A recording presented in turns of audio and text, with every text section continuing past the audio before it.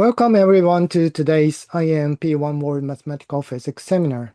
As many of you know, this is a regular seminar series hosted by the International Association of Mathematical Physics, IAMP. We are always happy to welcome new members, and details can be found on the IAMP website. So this is our last seminar before the summer break, and we are happy to have Volker Bach. Today, he's going to tell us about the renormalization group based on the smooth Feshbach Schur map. Okay, Volker, the floor is yours. Thank you very much, Hal, and thanks from the organization team for inviting me to this One World seminar. I now show my slides. And let me tell you that I see only my slides now. So if you have a question in between, then please speak up. I don't see a chat or anything now. Okay? I can read the question for you. All right. And if my audio is bad, then also please tell me. So here's the table of contents. I will first introduce a few models of non-relativistic quantum electrodynamics that have been studied in the past, well, mostly past 40 years, but some work also goes back further. Then I'll tell you about the Feshbach Schur map and the renormalization group based on the Feshbach Schur map. First, we start with a Feshbach Schur map that is familiar to everybody from linear algebra, and then later we pass to the smooth Feshbach Schur map, and finally we also, if time permits, come to the continuous renormalization group. So that's the plan. Let's see how it goes. So first, I like to introduce the Hilbert spaces of the models that I discuss here. So the Hilbert space, as you can see here, and the second bullet is the tensor product of the electron or atom Hilbert space, HEL, and the Fock space for the photon. So PH refers to photons here. And the choices for the electron Hilbert space, the choice varies according to the model. So if we want to model n electrons, then the first choice, the L2 space of spinor-valued functions on R3 and the n-fold tensor product is appropriate. If it's only one particle, then we just have one of these Hilbert spaces. For many models, the spin of the electrons is immaterial for the mathematical considerations, so it's just left out. Or even more drastically, we reduce the whole system, the whole atom, to a two-level atom, which can then be modeled on C2. And then the Fock space that contains the states or the wave functions of the radiation field is the boson Fock space over the one photon Fock space. So that's also an L2 space of R3 with two components, not spin, but polarization degrees of freedom orthogonal to the momentum direction. So this is to parametrize divergence-free vector fields. In many models, this polarization does not play a role, and one wants to simplify further, and then one just takes the scalar field. So one photon space would be L2 of R3. On the photon Fock space, we have the usual canonical, the usual representation of Fock representation of the canonical commutation relations. So we have creation and annihilation operators.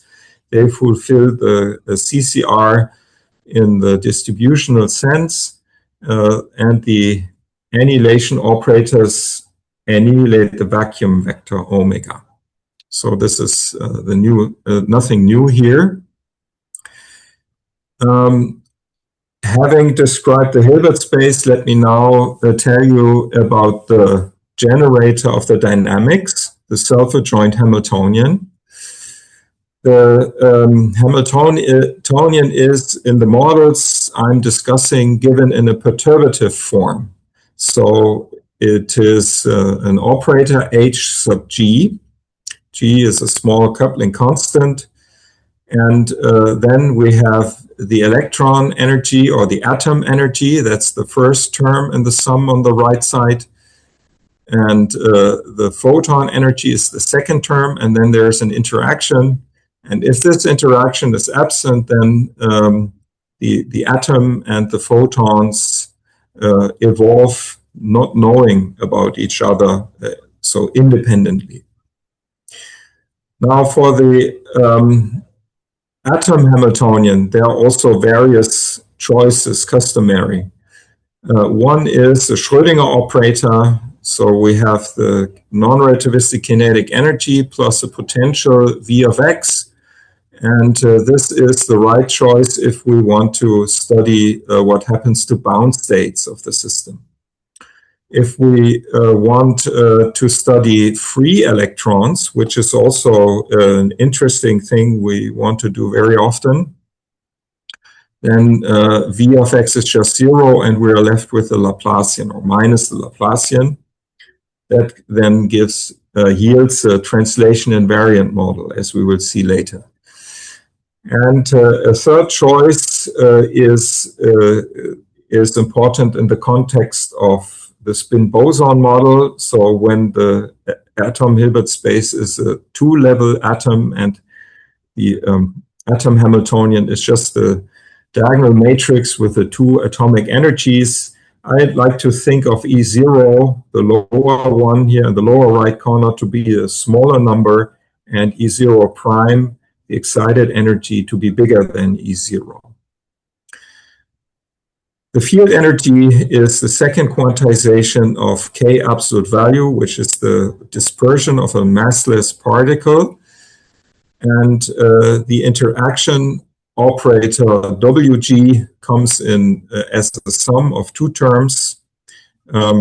I put the coupling parameter G in W1 and the power 1 and W2 in the power G squared, because W2 is in some sense more singular than W1.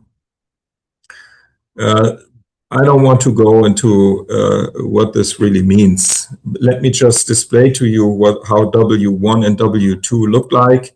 So we have operators. Let's start with this G10 of K. So the subscript I use here indicates the number of creation and annihilation operators that enter this term. So there's one creation operator and no annihilation operator. It's a function that depends on K, and this function takes values in the bounded operators on the atom Hilbert space. And this is multiplied by the creation operator corresponding to momentum K, and then all the other terms in the sum are built up separately, are built up similarly. So for the W2, we have then pairs of creation and annihilation operators, and these result from expanding the interaction certain models, as we will see in a moment. So let me first say a few things about the assumptions on these coupling functions that enter the interaction operators. I already said that these are functions, in fact L2 functions, square integrable with values in the bounded operators on the electron Hilbert space. And their norms, the operator norms, are assumed to fulfill certain bounds that I list here. And I'd like to point out a few things about these bounds. So let me first come to the exponential factor at the end. This is a factor with a Gaussian decay, and it decays on the momentum scale lambda. So lambda is an ultraviolet cutoff that enters the model and cuts off high momenta. And for small momenta, the behavior is like the inverse power of k absolute value to the minus, the power to the minus 1/2, but it is, so to say, modified by a small parameter mu here. So it's minus 1/2 raised to the power minus 1/2 and then times 1 minus mu. And mu is an infrared regularization. In this talk, I will, in the beginning, at least only at the very end or in between, I will say a few things about the ultraviolet cutoff. I will focus mostly on the infrared problem here. So I'm interested in the region of small k or small l momenta. And then here we have that if we compare the models I just introduced, let me just go back. If we compare these models with first principle from physics, then what would be the right choice for these coupling functions G, P, Q? Well, the answer is physical principles would assume that mu is 0. But this poses a mathematical problem. And from an analytical point of view, this is possible only if the model that we consider fulfills some additional assumptions, has some additional symmetry, for example.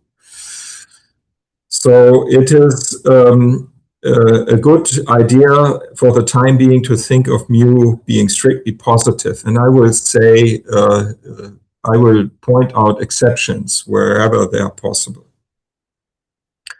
Okay, so these are the coupling functions. And let me now give some concrete examples of operators that have been studied in the past 25 years, say, or 30 years rather.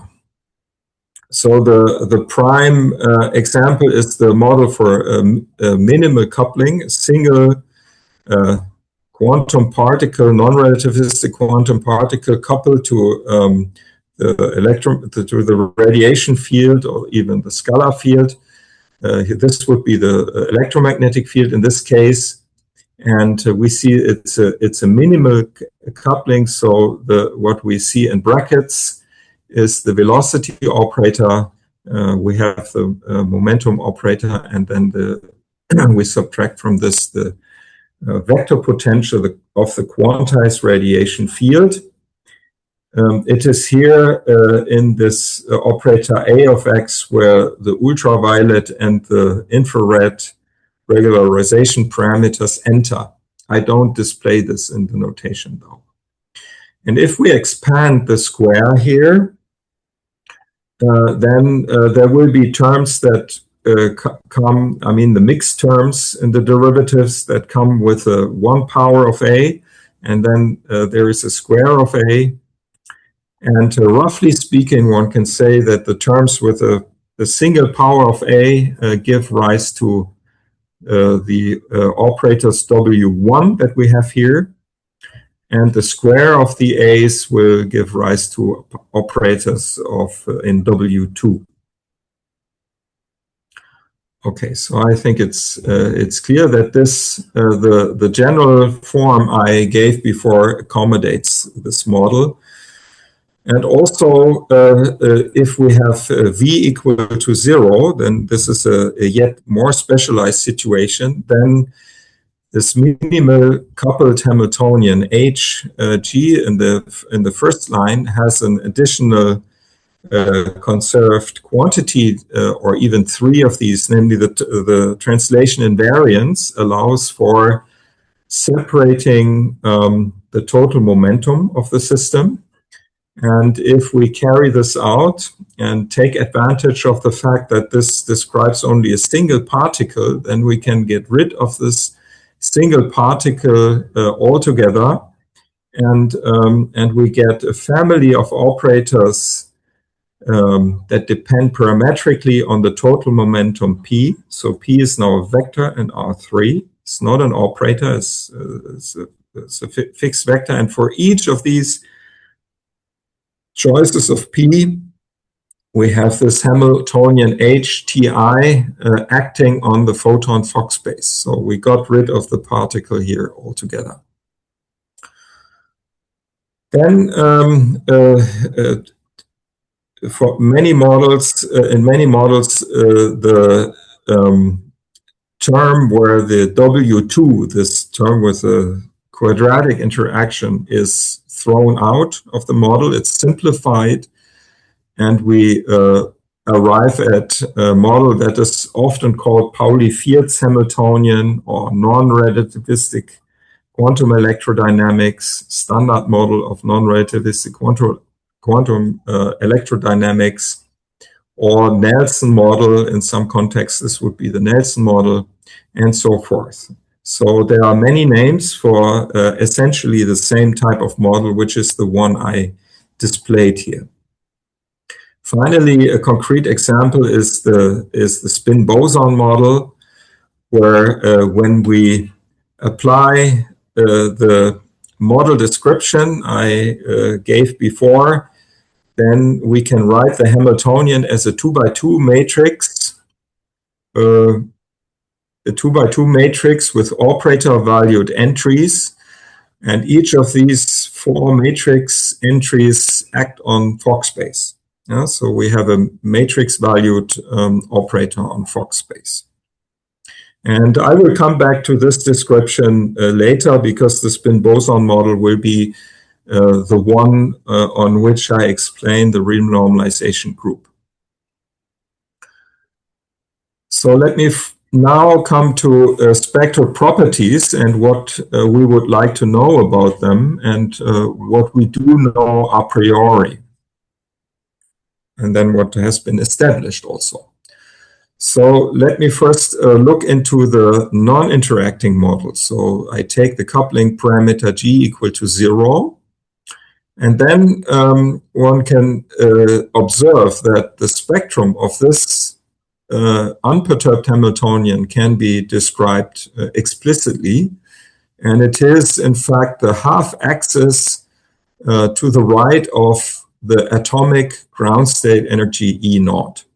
So E0 is the bottom of the spectrum of the atomic or electron Hamiltonian. And this is, it is important to see, I mean, we see this in the picture below, that this atomic energy, which I have denoted here small E0, to this is now attached a red continuum branch. This is the continuum branch of the photon energy operator. And so while still for H0, E0 is an eigenvalue, it is not an isolated eigenvalue, and we cannot, for example, to compute the projection onto this eigenvalue, we cannot apply a Cauchy integral formula, because we wouldn't know how to close the contour for a Dunford Cauchy integral here. So we have to develop some other form of perturbation theory than the usual regular perturbation theory. And I give you now the result of what happens typically when the interaction is turned on. So then what happens is that the ground state energy for most of the models is shifted downwards a little bit, of order g square, in fact. So the interacting ground state energy sits a little bit below E0. And then the excited energies, E1 and E2, these excited atomic energies, they turn into resonances. So they can be identified in a suitable way by resolvents by poles of the resolvents or singularities of the resolvents in the lower half plane, E1 of G and E2 of G. And these are a well-defined object, but it requires some complex analysis, in particular of Banach space valued analytic functions, and I don't want to go into this. So these points here are resonances. They are close to the eigenvalues. They're only of order G square away from the eigenvalues. That's one thing one can say. And in particular, the imaginary part. Their imaginary part is negative and is of order G square. And that determines the lifetime of a corresponding metastable state. All right, so now let me list results for the models. I have here collected, I was thinking about how should I present this now. Of course, there are many results and many more than I can possibly show here. So I made a list, and I will briefly try to say 2 words about the contributions, each of the contributions. So semi-boundedness and self-adjointness was established already early on. And I give here only 2 results which prove that, so to say, give the most satisfactory statements, namely that the operator we look at, the HG, is self-adjoint on the domain of H0. And this was proved by Hiroshima with the semigroup methods. And then there's a very nice operator argument by Hassler and Herbst from some 10 years later. Having established semi-boundedness and self-adjointness, we posed the question, let me go back. This ground state, we know that this number that we detect here at the lower end of the lowest of the graph here at the bottom, that this number is finite. It's not minus infinity, but it's not clear that this is an eigenvalue. And if it is an eigenvalue, then the question is, what can we say about the corresponding eigenvector? So there has been a lot of work on this. I start the list with Jörg Fröhlich's doctoral thesis and the corresponding publication from more than 50 years ago. In the context of the spin boson model, Arai and Hirokawa had an early result that indeed the answer to the question above is affirmative. The ground state energy is an eigenvalue. And then Fröhlich, Siegel, and myself have established in 98 also this property for the Pauli Fierz Hamiltonian that I had introduced before. And but this was for small coupling parameters and for an infrared regularized model.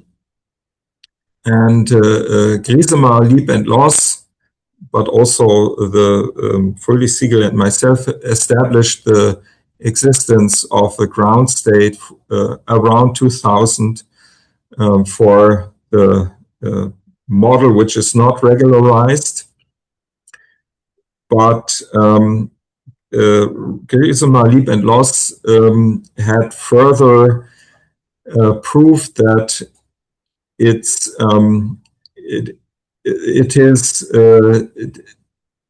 is valid for all values of the coupling constant, G. I hope I don't mess this up here. Well, maybe somebody else can then later jump in and correct this. So Griesemer gave estimates on the exponential decay of of the ground state for these models. Similar estimates were already given also by Fröhlich-Siegel and myself. Oh no, let me come back to leap and loss for a second. Now I remember the important point here was that they have a condition for binding of an atom, which expresses a kind of HVZ type condition for binding, which is very natural. All right, and then there is a simplified proof of existence of a ground state by Chen, Fröhlich-Siegel, and myself, which involved the smooth Feshbach Schur map that we will hear later more about. So let me jump over this. In 2005, Fröhlich, Pizzo, and myself gave an alternative proof where we use Pizzo's method. So there are so to say, two alternative methods to analyze the models in the infrared region. And Alessandro Pizzo has developed a method that is now known in the community as Pizzo's method. And that was applied here in 2005. Matte and Stockmeier also considered pseudo-relativistic models and gave also exponential decay bounds. Griesemer and Kussmaul very recently gave also new exponential decay bounds for the ground state wave function. And here it is remarkable that these bounds are pointwise. And for the other papers before, they were in an L2 sense. So that a weighted L2 norm is finite, and these are pointwise bounds. Let me jump back and point out that Hassler and Herbst were the first to prove that the spin boson model, which I think, at least I believed up until 2010, would not possess a ground state at the bottom of its spectrum. They proved that not at least for mu equals 0, and Hassler and Herbst proved in 2010 that mu may be taken to be equal to 0 then. And this was also proved by Ballesteros, Menrad, and myself later. Let me just remind you that for the models, I considered often, and in many instances, mu is taken to be strictly positive, and mu equals 0 is a special case, which is now the existence of the ground state is established for the minimally coupled model, which is an important model, no doubt, and for the spin boson model, which also has an additional symmetry, which I will not describe, however. But it was Hassler and Herbst's observation that this is enough to prove the existence. Then, having studied the ground state, the question is, how does one go about the excited energies? So if we have an excited eigenvalue of the atom, does it turn into resonances? And the answer to this is, again, affirmative. That was also established in 98 and 99 by Fröhlich-Siegel and myself. And then there's a very nice relation to the lifetime of states and effective lifetime, a paper by Hassler, Herbst, and Huber. But let me point out that Israel Siegel in 2010 is the first who has proved the occurrence of resonances for mu equals 0 in the minimal coupled model. So that's a big progress that had been open from 10 years earlier. There are also alternative proofs then given later using Pizzo's method, in particular by Ballesteros, Pizzo, and myself, and Ballesteros, Iniesta, Pizzo, and myself. And here we also establish further analyticity properties of the resonances and the wave functions and the operators. So another important field that is in quantum mechanics of prime importance is scattering theory. What can one say about the long time limit of the evolutions? Can we compute scattering amplitudes, cross sections perhaps? Can asymptotic states be constructed, wave operators say, and of course then maybe as the ultimate goal prove asymptotic completeness. So there have been very early on important contributions. I would like to again list Jörg Fröhlich's doctoral thesis here in the context as the first source where estimates of these propagations of states for a long time have been derived. And there's an important paper by Detlef Buchholz from 1977, where he constructs asymptotic states from massless fields. Then Derezinski and Gerard have systematically studied scattering theory also for quantum field theories, and they have proved in particular asymptotic completeness for some massive cases, in case of massive fields. Amari has an early result on asymptotic completeness for fermion fields, and Fröhlich, Griesemer, and Schlein proved asymptotic completeness for low energy scattering, so where the continuum of the electron is not touched, and also they have results on Compton scattering, so also for free electrons. I have here now given a kind of a summarizing quotations of the work of Wojtek Dybalski. He has been working on these scattering theoretic questions by now for some 20 years. With a lot of different co-authors, so the list would be very longer than the transparency allows for. So I would like to write here Dybalski et al. For a body of work of 20 years, and I would like to refer you, the audience, to Wojtek's homepage, where you can find the references to this work. There was, I would like in turn to focus on something else. It was realized,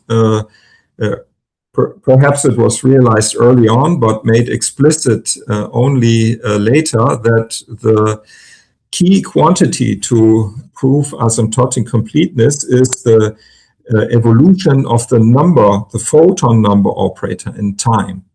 And de Röck and Kupiainen proved that in the spin boson, in the case of the spin boson model, this is a bounded quantity, and even the exponential of the number operator is bounded then.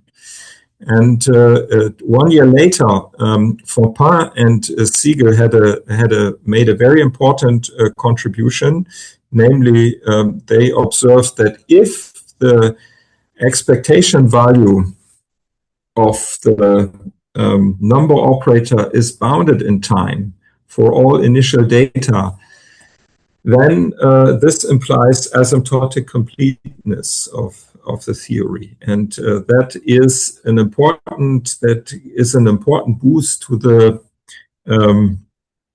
research on asymptotic completeness, because it gives a concrete characterization or a concrete sufficient condition for asymptotic completeness to hold true, which is very natural, namely that the system does not develop infinitely many photons as the as the time evolves. And recently, I learned this, I have to say, the power of this results from a talk of Marcel Griesemer, a recent talk of Marcel Griesemer, and he presented a recent result of his and Kussmaul, where he had a similar, somewhat more complicated condition than Fopin and Seagal. It's not only the number operator expectation, but some more complicated condition, which, however, is then also necessary. So it's a one-to-one correspondence.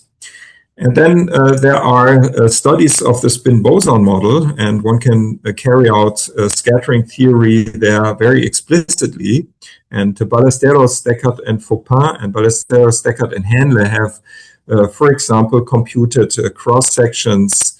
The scattering matrix of these systems in that case. Finally, I would like to mention results on the ultraviolet limit. So the question is, roughly speaking, can we take lambda to infinity and do we still get a reasonable model?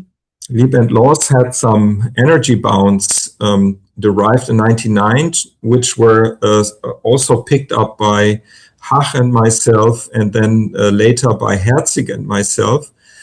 And finally, a recent result by Ballesteros and Milinarczyk and myself established a kind of Bogoliubov-Hartree-Fock theory for these models, where the quasi-freeness is not on the electrons, as we know from the Hartree-Fock theory of atoms, but the quasi-freeness is on the photons. And so then one has a simple model for studying the ultraviolet limit, and there are results that I don't want to discuss here. Griesemer and Linden have a similar Polaron type model discussed, and Damm and Möller studied the spin boson model and basically characterizes all possible ultraviolet limits of the spin boson model, and if I remember correctly, they are all trivial in one way. Sorry, can you repeat the question? There was a question? No.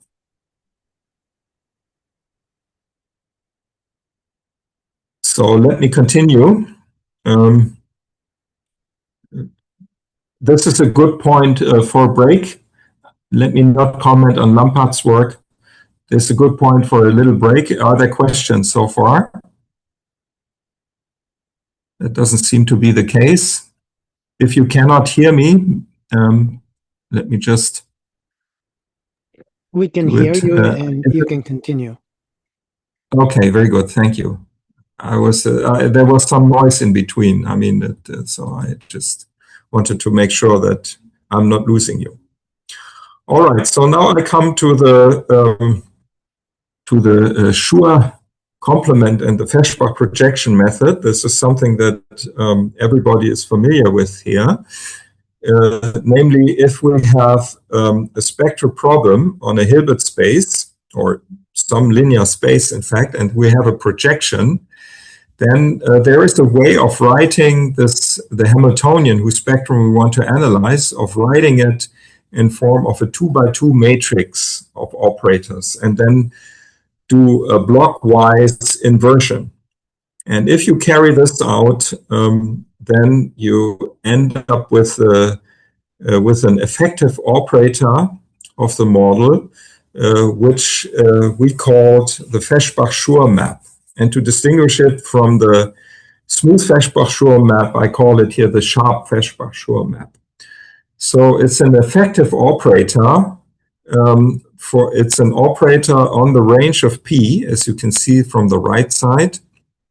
And it is isospectral to the original Hamiltonian in the sense that the kernel of H and of Fp of H have the same dimension. So we can detect invertibility of the operator then the kernel is just trivial, dimension 0, or we can also count the eigenfunctions there, for instance. And this has been developed early on by Schur, Isaac Schur, in 1917. But in the physical context, it was picked up by Hermann Feshbach to describe the perturbation theory of isolated eigenvalues, and that was some 40 years later.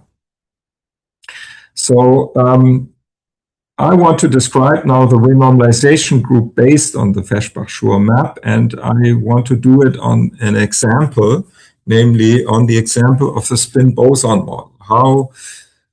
So the question is, how do we, for example, prove the existence and construct the ground state for the spin boson model? So for this purpose, I recall that the Hilbert space of the spin boson model is this tensor product of C2 times the photon-Fock space. And here's the operator in perturbative form as we had seen it before. So now I introduce the projections P up, which projects onto the excited atomic level, and P down on the ground state of the atom. And so we can, using these projections, we can introduce the projection P without subscript. P is the projection onto the energies of the unperturbed operator below the ground state energy plus 1.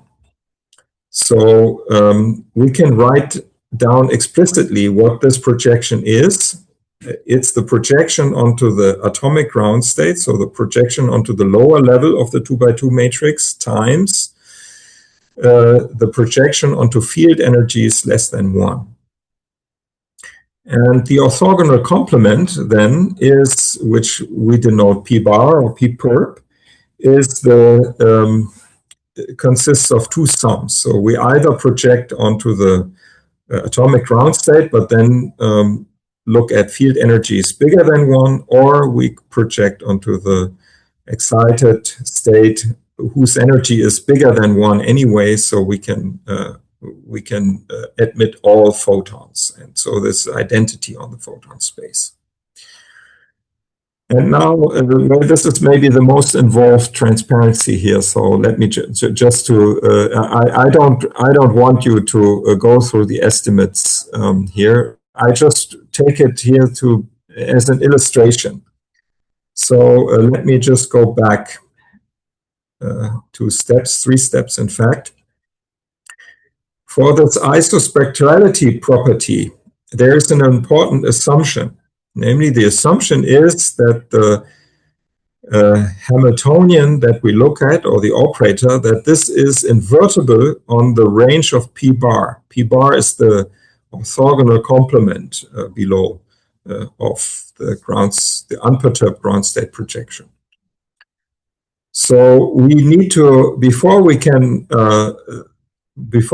this isospectrality, we have to establish that this operator, P bar H P bar, is invertible. So this is what I'm discussing here. So it's a perturbative argument. I first observe that the unperturbed operator is on the range of P bar bigger than 1. So then I can just perturb the operator a little bit.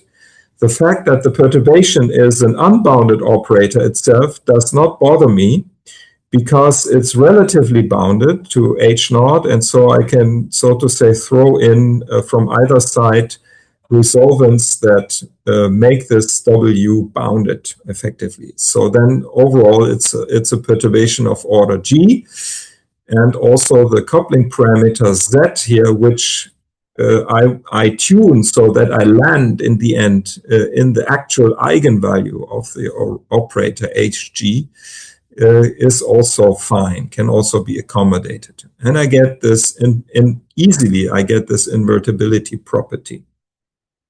So now, we obtain that the invertibility, the isospectrality implies that we have a an eigenvalue of the operator Hg that we are looking for in the vicinity of E naught, if and only if the kernel of this Feshbach mapped operator is non-trivial. And the Feshbach mapped operator, however, can be viewed if we just trace out the projection onto the lower right entry of the 2x2 matrix, then it can be viewed as an operator on Fock space only. It's an effective operator, which stands here. And this operator, there's a P missing here on the right, I'm afraid.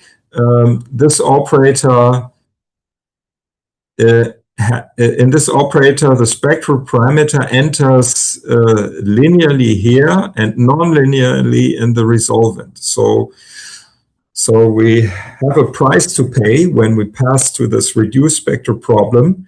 The dependence on the spectral parameter becomes more complicated. It's not linear anymore. It's a nonlinear spectral problem.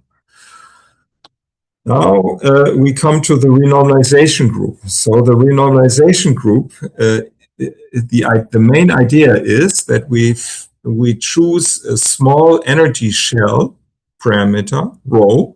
Let's say it's less than 1/32 to be concrete. And then we project with Pn onto ever smaller balls of energy around photon energy 0. And we iterate the sharp Feshbach Schur map on these operators. So we start with the effective operator that we had before, this the Feshbach Schur map image. I denote the former P as a P super 0 now. And there we know this has a clear relation to the eigenvalues of the operator H of G that we want to study. So it suffices to say something about the operator H super 0. This is our initial value for the renormalization map. And then we apply, we project out photon energies bigger than rho by means of the projection P1.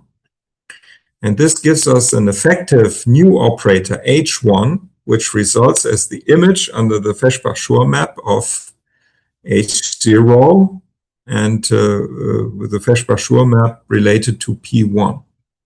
And so again, from isospectrality, we get that the dimension of the kernel of H0 is the same as the one of H1. So we have an eigenvalue of the original operator Hg if and only if this kernel here is non-trivial. And we keep going this way. Of course, one cannot just iterate it. I mean, this would be too cheap if it was possible in this way. There's something that we do in between these steps. And what we do in between is a normal ordering procedure. A normal ordering procedure that adjusts the energy offset. We get an explicit energy correction that we subtract. And then after subtracting this energy correction, we are left with a new interaction, a new effective interaction, which now looks terribly complicated, actually, but is very nice from an analytic point of view. Namely, its norm relative to the photon energy is much smaller, is reduced by a factor of rho, basically. And then in the next step, we iterate this and get another factor of rho. So it becomes much, much smaller, the interaction. Every time we take out a correction of the energy. So this brings the spectral parameter Z ever closer to the actual eigenvalue. And if we apply this procedure infinitely often, so to say, so we prove that it has a limit, then we get the actual ground state energy, and we also get the ground state eigenvector. Namely, let me just point this out. We can then namely prove that the kernels here at each step we can use to construct. I mean, the kernel contains then the eigenvector we are looking for, and we can construct then a sequence of vectors that converge to the eigenvector from each of these kernels. All right, now this procedure has, however, a major technical problem, and this comes up because we have to take derivatives with respect to the field energy. And in the operator, in the sharp Feshbach Schur map, we had this characteristic functions on photon energies less than 1. And if we take the derivative of this, then we end up with a delta function of h photon at 1. And this, we have to be cautious here. What is the meaning of the delta function of an operator where there is a way of making sense of it? But since we are iterating this indefinitely often, we have to really be careful about norms that they don't explode. That this delta function here does not hit another delta function. All right, so these lead to technically involved constructions that were early on realized by Fröhlich-Siegel and myself in '98, and then also enter the construction of Ballesteros, Fröhlich, and myself in 2015, where we studied the continuous renormalization group. I come to this in a second. So so I come now to the smooth Feshbach Schur map. That was a method invented in 2003. It also guarantees isospectrality. The setup of this Feshbach Schur map is very similar to using projections. And instead of, I mean, the key identity perhaps is here. We have two operators that are between 0 and 1, and their squares add up to 1. So it's not the projections p and p perp that add up to 1, but the squares of these functions, smooth operators chi and chi bar that add up to 1. And so it is it's reminiscent of an IMS partition of unity, what we apply here. Then, similar to the sharp Feshbach Schur map, there is an effective operator H that depends on F of H and T, which depends on the richness spectral problem H, and then some auxiliary operator whose role is somewhat mysterious. And let me not go into the role T plays here. To think of T as just being the unperturbed field energy. So then we have then again the isospectrality, and can set up the renormalization group in the same way as it was done by Fröhlich-Siegel and myself. But now we have a smooth partition of unity, and that allows for finer analysis of, say, analyticity properties of these Feshbach Schur maps, smooth Feshbach Schur maps, and so forth. So here are two important extensions that I list down here for this in the context of the smooth Feshbach Schur map. Let me just indicate here that similarly to the scheme I used before, we now use, instead of projections onto small field energies, we now use smooth projections, chi n. So it's just chi and then scale the field energy with a suitable power of rho so that it cuts off field energies at scale rho to the n. So it's a smooth version of the projection Pn that we had before. And thanks to isospectrality, one can carry out the same scheme, the same iteration, and applies the same normal ordering procedure as before.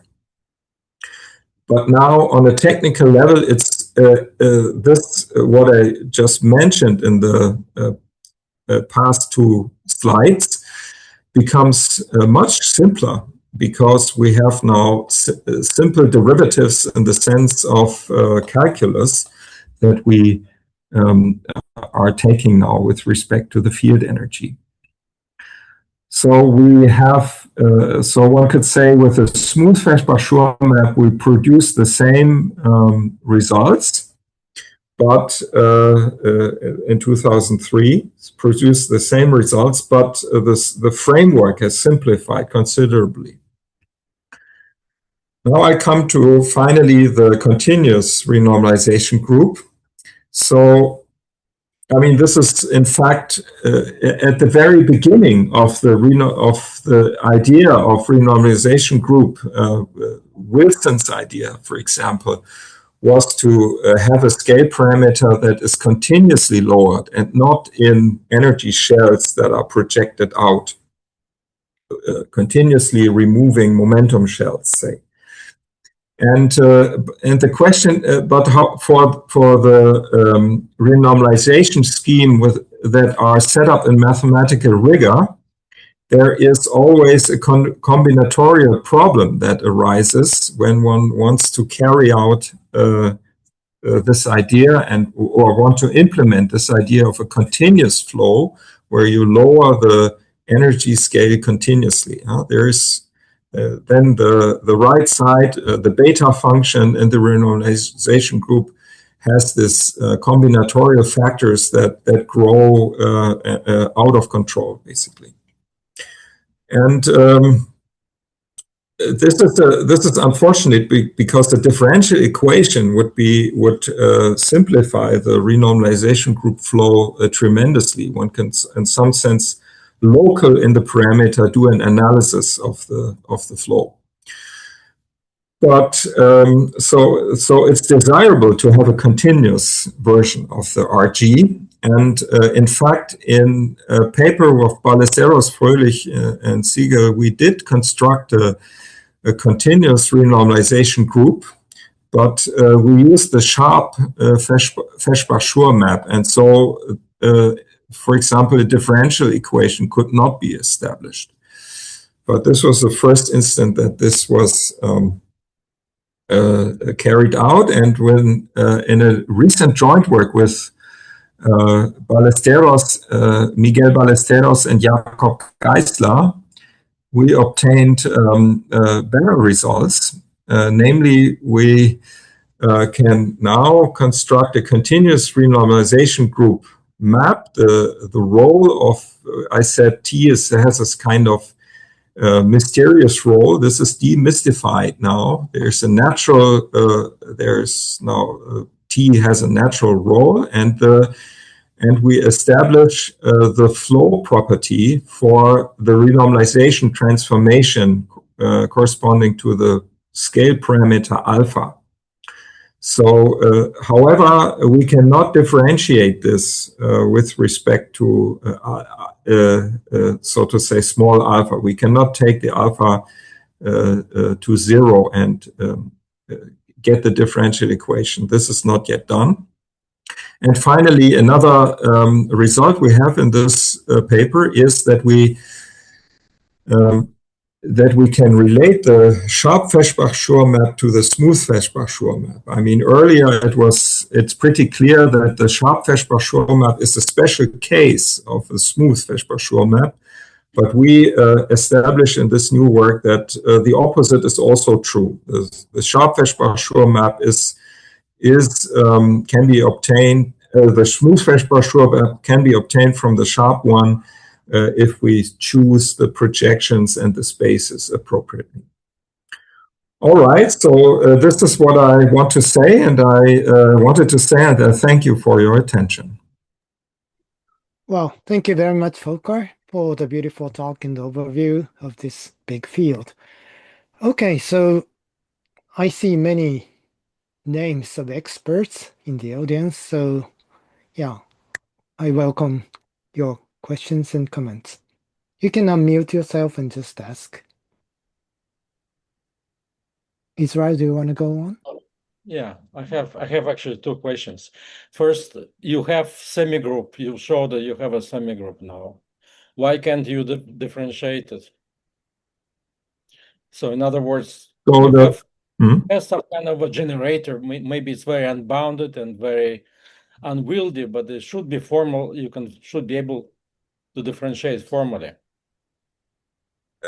in some, I mean, the answer is in some sense. If I go back to the last formula, let me just show it again.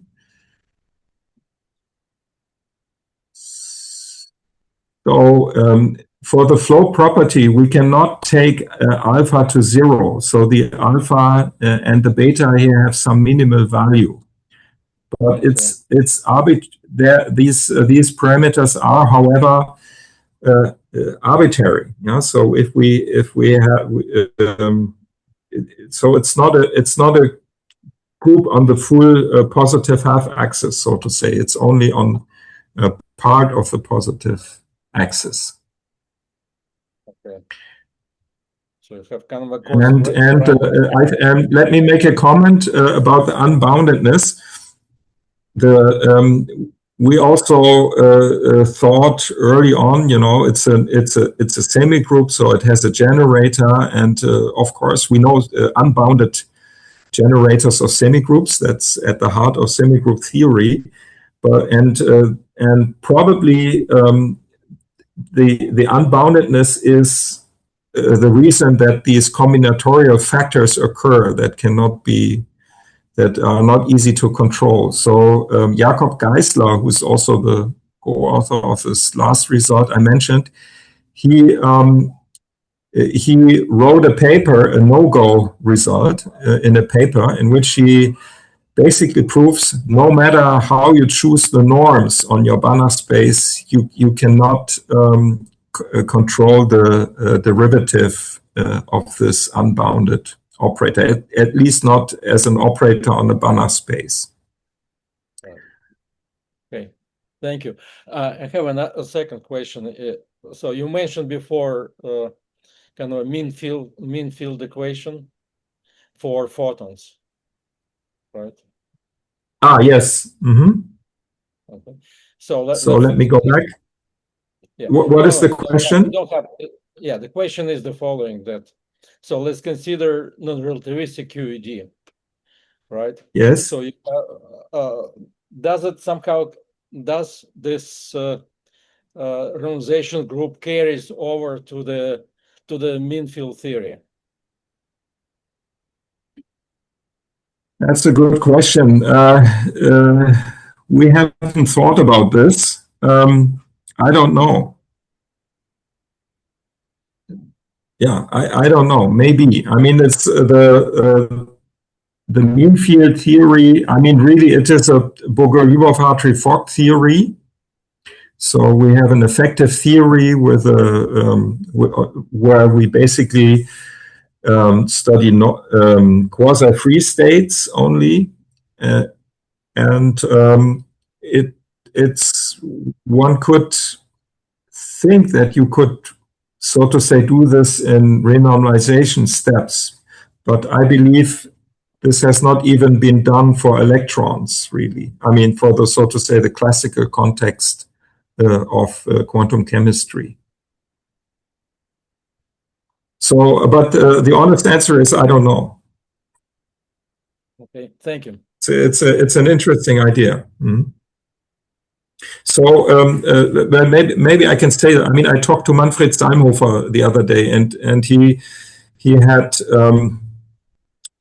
said that once to me that for fermion system, if you reduce, if you, so to say, approach the Fermi surface and you slice off momentum scales, then you can see that the right effective theory is not the original Hartree-Fock theory anymore. You can, I mean, even the quadratic, I mean, quasi-free theory at a very low momentum scale is not the one you get from the previous Hartree-Fock theory. It gets modified, but this is all I can say to that.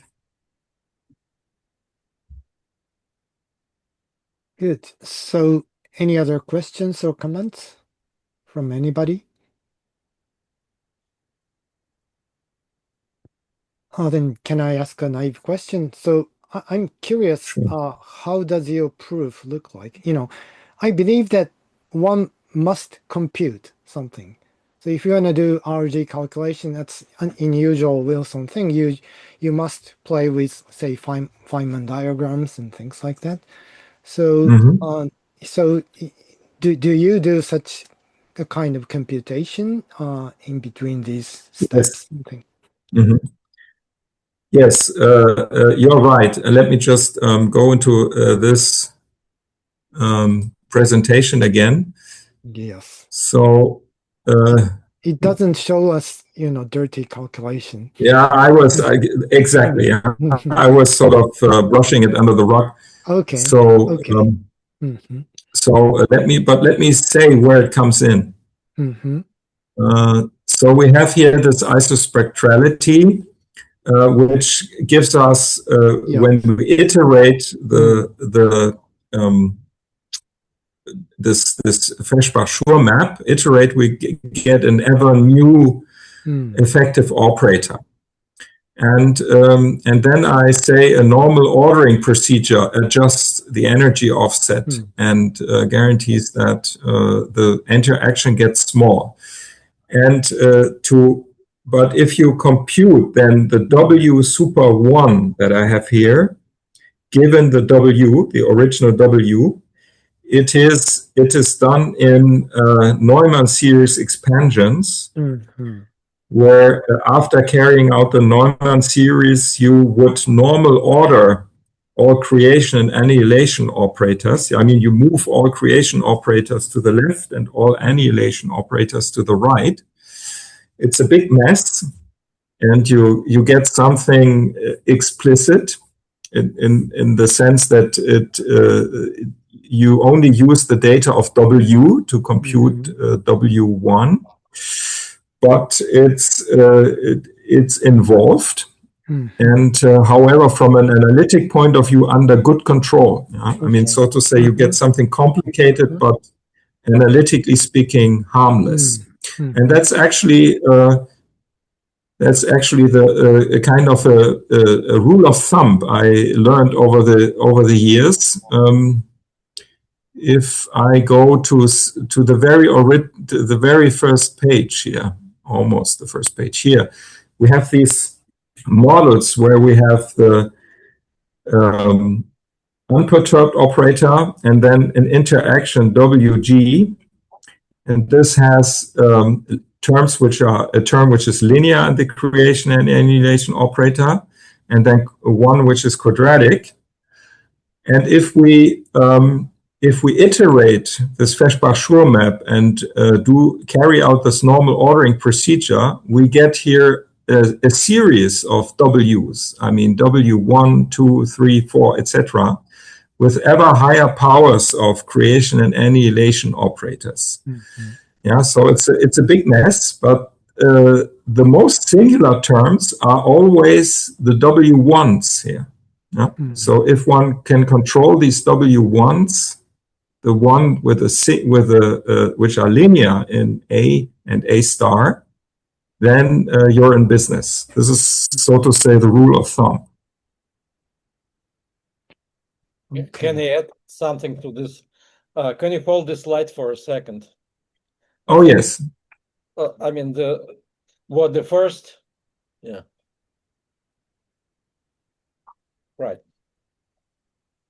Okay, so maybe next slide where you say that, okay, you have a flow of the energy and you have a flow of the dispersion relation for the free Hamiltonian. And you have to control the flow. That's what you computed. This flow can somehow, by renormalization, it converges. That's right. If you go to the slide which you kind of when you're explaining to how go further on. I should go further. Yeah, when you not further. Like when you were saying here, further, even further. Here.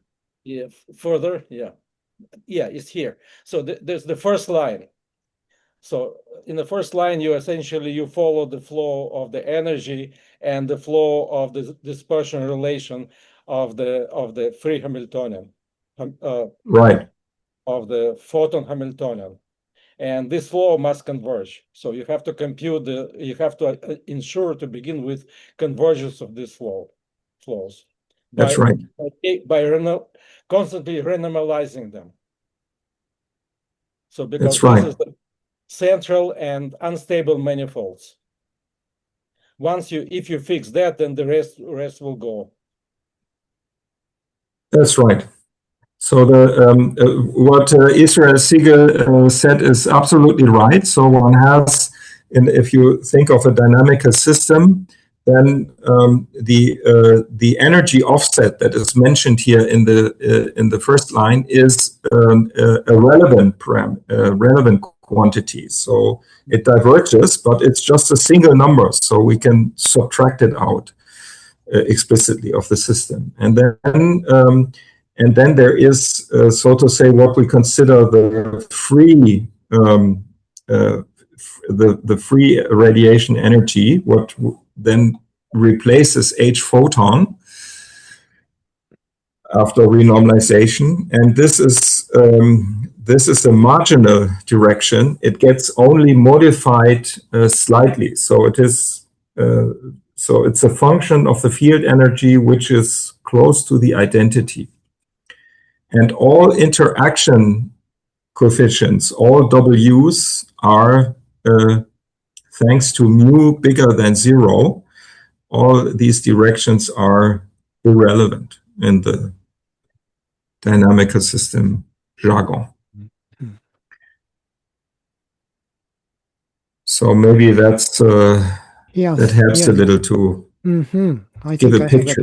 have a better idea. It's very involved, and it's certainly not possible to carry this out in a 1-hour seminar. Well, it's nice to know that. And thank you, Israel, for backup question.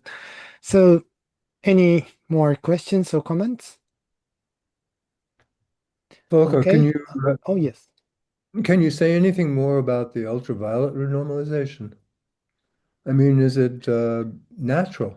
Let's say in the nonrelativistic QED model. I don't know. What we can do now is we can prove bounds on the energy. We have not studied a mass renormalization of these models, and what we are, I mean, they all diverge, of course, and we are looking for models where the divergence is smallest. I mean, the power in lambda, the ultraviolet cutoff, the exponent is as small as possible. And so this is, so to say, if we start from the result of leap and loss, they observe that the divergence of the ground state energy is not of order lambda square, which naive perturbation theory would yield. Okay. So it's less than that. It's at most 12/7. Lambda to the 12/7, and then, however, it may be lower, like lambda to the 3/2. And the statement that the conclusion one can draw from this goes beyond mere, powers in lambda. The belief is that this has that yields an understanding of what's going on. So at the moment we are studying the Pauli operator rather than the minimally coupled operator, and hope that this is better behaved. Yeah, we have some computations that suggest that. But the construction of the ultraviolet limit is far away. But one should be able to justify the Börte formula for lamp shift, which gives you logarithmic growth in ultraviolet cutoff. This should be this one should be able to do. I think that could be achieved. Yes, I mean it could is so to say a goal that is feasible within a couple of years, hopefully. I imagine that you know, because this is not a relativistic theory, then you can't expect that just a mass renormalization will do the job, you know, because it's more complicated.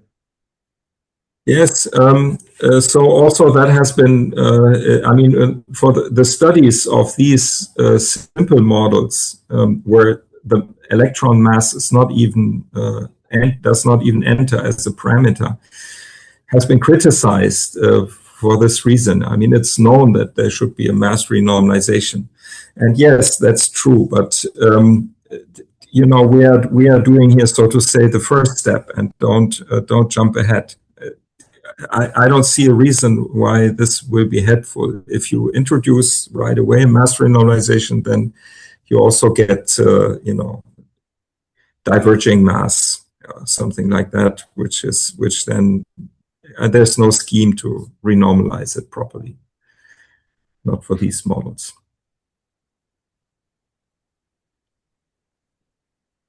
Okay, thank you for the discussion. Any further points, comments, questions?